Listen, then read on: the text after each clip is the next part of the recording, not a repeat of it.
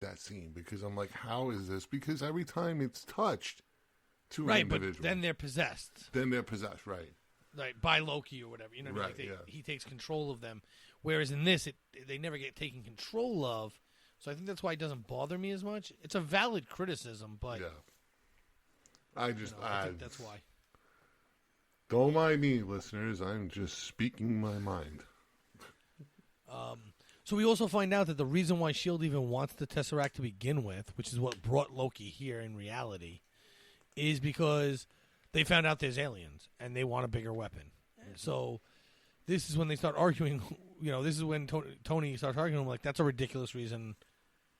Do you hear yourself how hypocritical you are? And they're like, do you hear yourself how hypocritical you are? Mm-hmm. You made a fortune on making ammunitions, which was another really good part of the movie. A lot of team character building gets done in these times, and then we move on to the helicarrier. The helicarrier actually gets attacked by Hawkeye. They blow an engine out. This is at the end of them arguing or whatever.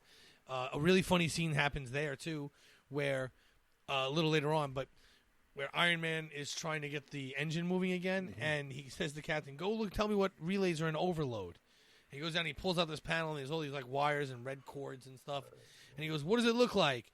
And Captain America's answer is, "It seems to be running off of some kind of electricity." Well, you aren't wrong. I thought that would tickle you, being the electrician. Being that relays don't ever work the way they show in TV, absolutely. They don't work like that. They don't work like that's not how they work. They use the same concept in Star Trek. It doesn't work that way. But you're Captain America. You're in the 40s. 5 minutes of 2012. Okay, you're at 5 minutes. 5 minutes of 2012. Do you know how to tell when a switch is in overload? Absolutely no. He doesn't even know there's one kind of electricity. Think about it. Like, I don't know if he thought AC/DC or 9 volt, 12 volt. It's some kind of electricity. Mm-hmm. Yeah, but again, but yet he's talking to the most technologically advanced human on the planet, which is what makes it even funnier. And he thinks that speaking English is going to help him understand it even more, being from the 40s. Yep. I don't understand. Again, comical scene, but really, that's the one thing that bothered me. Irked me a little bit. I got you. I loved it. I thought it was hilarious. Yeah, I really did. The scene itself, the lines were great, but the scene itself was just like, really? Yeah. Well, I mean, I guess, but he's got no one else to ask at the moment, and Captain America shouldn't know what he's looking at. It'd be worse for me if he walked up and was like, "Oh, relay 4, relay 10, relay 12, they're out." Like, what? Yeah, dude.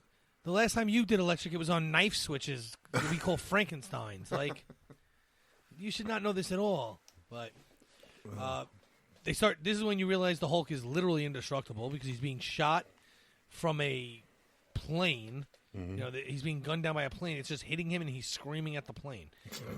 When he changes into Hulk and goes after Romanoff, that's a great scene.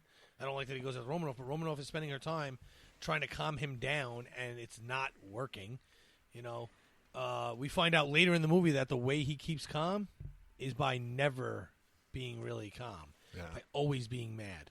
We find that out when they get down in New York City, but it was awesome that when he changed, he just starts ripping up the place because now you're really in that. Oh wow, he really can't control this at all. He's not thinking. That's a friend. He's going after a friend now. Yeah. Then he goes after the plane. He jumps out, and he just starts. He doesn't even attack the pilot. He just starts tearing parts of the plane off till the plane's going to go down. The guy tries to eject, and he catches him and throws him. Yep, like a rag doll. Yep. And we see him throw 2 other people like rag dolls. We'll get to that. Oh yeah, he also the end. Punches Thor in the face and knocks him over just because, which was hysterical.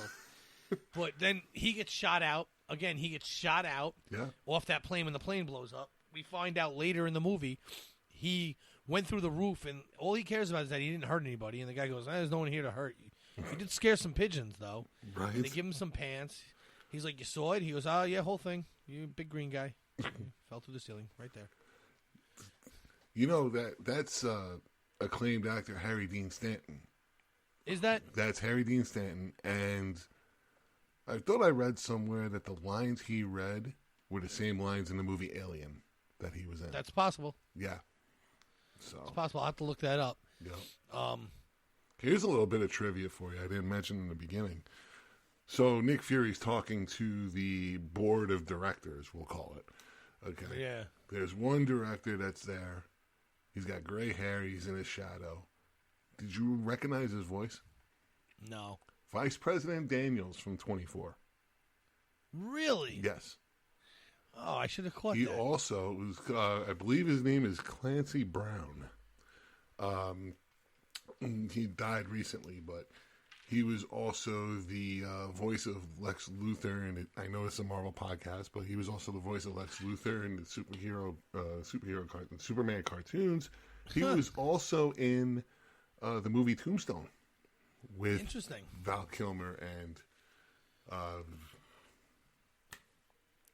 Kurt Russell. Yes, Russell. Kurt Russell. Yeah. So yeah, that's me being a 24 fan. The minute I heard the voice, I was like Vice President Daniels. So You'd think I would have noticed that too, and I didn't. So, because I'm a big 24 guy myself. So, but yeah, that's interesting. Now we get to the part where, and this is one of my favorite parts of almost any movie, where Iron Man is talking about how much of an egomaniac Loki is, and that he's such an egomaniac he would want a giant shining building about himself. Oh, wait. And that's when he realizes, oh, that's exactly what Loki's after, and it's my building. I'm the egomaniac, you know? So he goes back to Stark Tower, lands on the pad on the outside, and he goes to walk in, and it starts taking off the armor from him. And Loki says, another great set of lines, and Loki says to him, please tell me please tell me you're gonna appeal to my humanity. And then he says, actually, I'm gonna threaten you. Loki's answer is, you should have kept the armor on for that. Nah, we got a Hulk. It was great. He offers him a drink. He's like, no, threaten, remember? Yeah. Threaten. And Loki goes to touch him with the staff. Tink, tink, nothing happens. You'd think he'd like move left or right and try and hit him somewhere else so that it would work. Yeah. But it works out better. This is funnier. Eventually, he gets thrown out, and finally the Mark 7 comes out, and catches him, but just moments before splattering all over the floor. Of course. Of course. And this is where the big fight scene starts, because now the portal's open, the army's about to come through, and, Iron Man's like, oh, right, army. He tells Captain, let me know when Banner gets here. He goes, Banner's gone, dude. Like, he ain't nowhere near here. The fight scene that ensues here is some of the best cinematic fighting I've ever seen. CGI was on point at this point of the game for the movie. I couldn't picture it being... I mean, you see clips of a green screen, but I couldn't picture it without it being the way it is. Right, absolutely.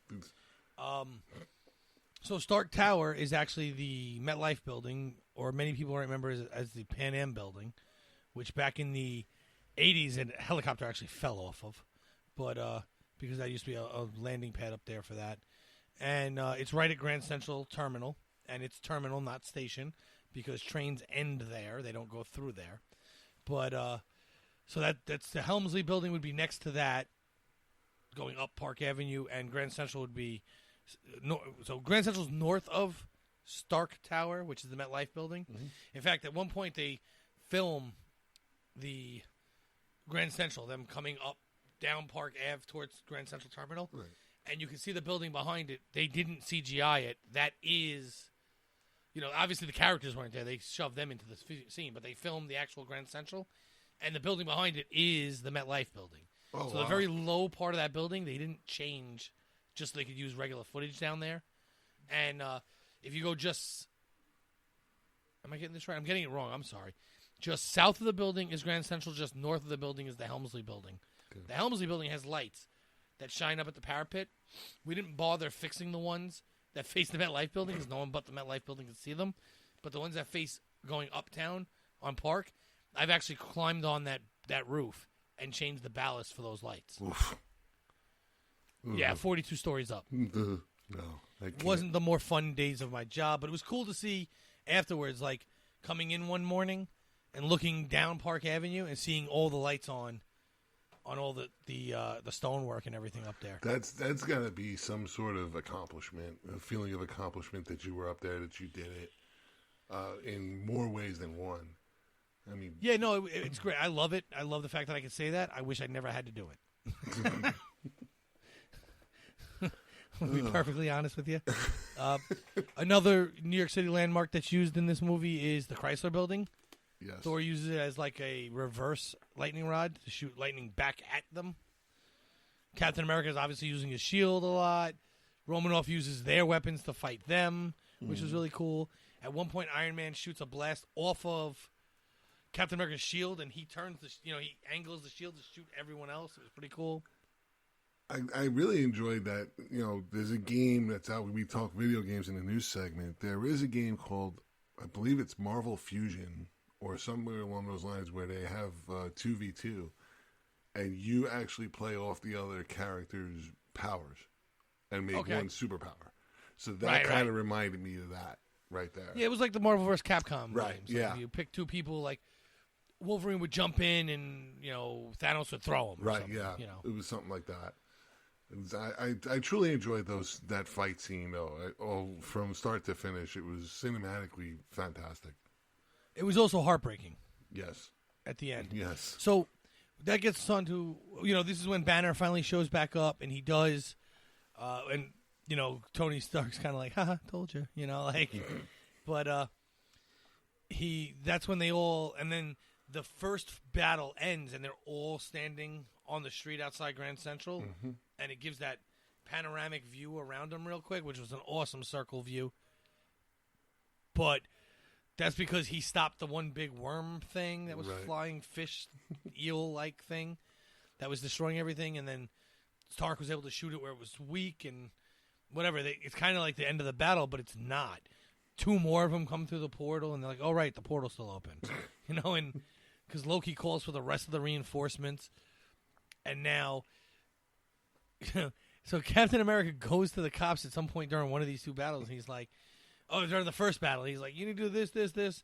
Get your men in here, get them down to the basement, don't let them on the street, do this. And the guy's like, why should I listen to you? And they start shooting at him, and that's when Romanoff steals the gun, and he does all this stuff. And the guy doesn't say a word. The police chief, now he wasn't going to be a chief, he'd be like a captain probably. He's a sergeant. Walks away. He doesn't say a word. He just turns around and goes, we need 2 men in that building there. We need them down to the street, into the tunnels. Don't let them out of the basements. They can't come to the street level. We need a barricade off the 39th Street. I mean, again, the comedy hits and the comedy fits where it should be. Another fun fact about that same scene, the sergeant who sits there and who's in defiance, like, why should I listen to you? He's also on Blue Bloods. He plays Lieutenant Gormley. Oh, okay, I didn't watch Blue Bloods, but that's pretty cool connection. So, I have many. It's part of my TV thing. But that's again the comedy. Another example of comedy fits, comedy hits. That's basically what it is. Right. Well, that's like when Stark was arguing with Loki. Loki goes, "I have an army." This is before the army starts. He goes, "I have an army." And he's like, "We have a Hulk." He goes, "I thought he wandered off." He goes, "You're missing the point." And we There's know no throne. And we know Tony Stark loves Black Sabbath because he's wearing the Black Sabbath shirt. Yeah, he is. That's right. So, with the second battle coming, the U.S. government has decided, well, we're done. We're just going to nuke the whole area and call it a loss. Great storyline plot, right? But you don't think the government would really nuke Manhattan over this, do you? No, not at all. No way. It's no way. There's too many innocents lost. There would be too many innocents lost, and it would be something that the government would never live down. Really. You wouldn't be able to be the government anymore. Yeah. Who would ever trust you again if you did that to